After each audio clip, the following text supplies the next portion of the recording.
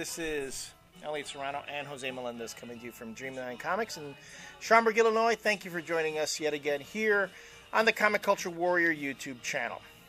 And this is the part that we call Last Rants, where Jose and I might just wrap up things that we've talked about before or go on a totally new topic. And this is going to be a rant because earlier I talked about one of our viewers made a comment about Luke Skywalker that got under my skin. And just this past week, a well-meaning viewer, a very well-meaning viewer who did everything, we ask, respectfully engaging in a discussion, took kind of a backhanded shot. I don't know if they meant to. But when I was talking about Bendis and Bendis' style and... Yeah, I think you should say this comment was on one of our older videos where we were talking about how Bendis treats the women characters. Treats women characters, and we just got into this whole thing about Bendis. Well, the argument was that Bendis has a very contemporary style where he's trying to incorporate modern themes. And I know I'm paraphrasing this, and it might not be the way it was meant to be said, but the way I took it was, if you don't like the way comics are written now, go back to the 60s. Mm-hmm. Read comics. It's not like comics in the 60s. Read the ones from the 60s and you'll get that.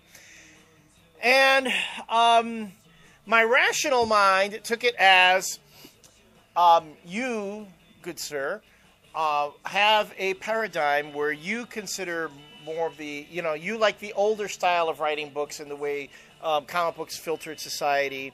And today's comic books view society in a different way. Okay, that was my rational mind.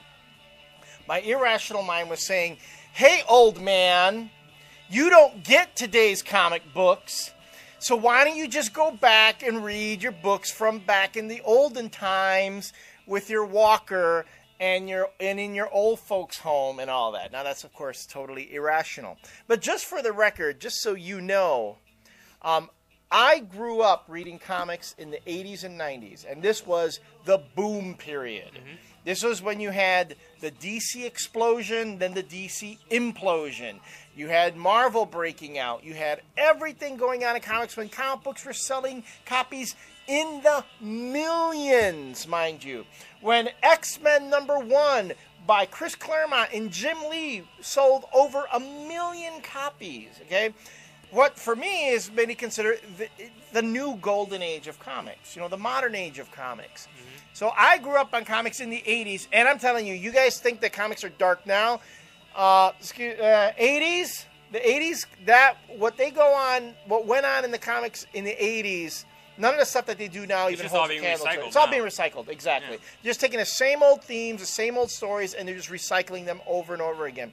So I get context, and if you think that comics are only dark now, have been dark now, think again.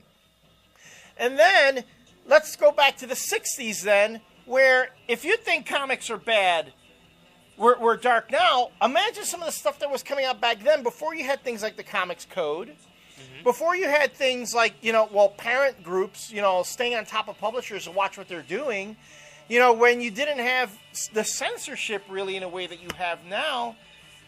That was some really cutting-edge, dark, grim, out-there stuff. So to say mostly by EC. By EC Comics, right? And which is where Alan Moore drew a lot of the inspiration for Tales of the Black Freighter in Watchmen. Mm-hmm. That's the stuff that has been done.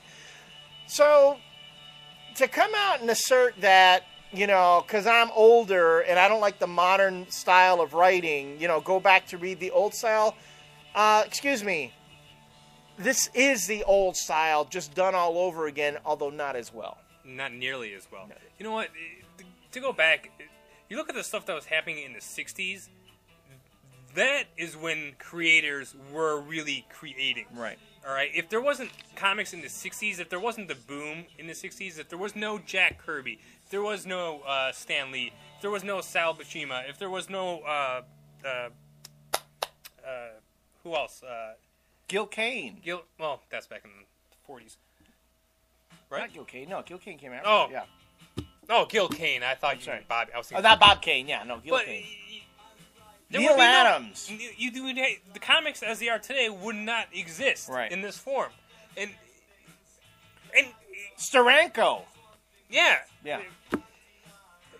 So the stuff, it is a backhanded compliment, or it's a backhanded thing to say that go back to the 60s. But you know what? Comics in the 60s, in their own way, are better on many levels as they are today. Maybe you don't like the writing style, but the amount of creation that was going on, the amount of imagination that came out of even just one man, Jack Kirby. Right. Just one person.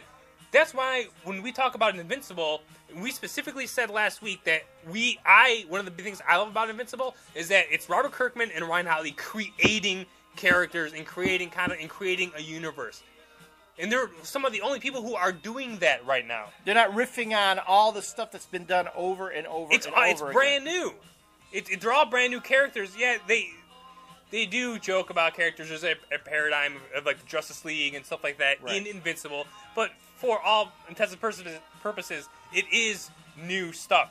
They're not old characters, which is what Marvel and DC are kind of doing now. When was the last time? There have been a couple of exceptions, but when was the last time Marvel created a new character that was any good? And don't bring the Sentry up because he's one of the worst fucking characters in comics. Well, he's basically... And they try to tie it into the Golden Age. When comics, when the creations were good. Right. Yeah, well, the Sentry is, what is he? He's Marvel's Superman, in a way. But they need to handicap him because that's not how the Marvel universe was ever structured. Right. And why they didn't think about that in the beginning. Right. It kind of makes, because I kind of had the feeling that the Sentry is supposed to be a joke character and that they were never going to use. He's a gimmick character, yeah. And I think the fact that he keeps going, I think even Bendis himself asked Paul Jenkins if it was okay that he use a Sentry in New Avengers, and Jenkins was surprised that you want to do it. So, I mean, the Sentry is just, again, a gimmick character, and they're still trying to figure out what really makes him work. I mean, I would much rather see Four Bushman in the fucking Avengers. Oh, man. Dude, and there's a copy of Back Issue over there. You can't see it. It's off camera. Destroyer Duck, man. Not Destroyer Duck. I want Destroyer Duck back. You guys had that whole thing about the different types of... Avengers. The Avengers team, yeah. The Avengers team. Four Bushman. I want the... Has there ever been a Destroyer Duck, Howard the Duck crossover team up? I mean, that would rock. It seems like there should be. There should be.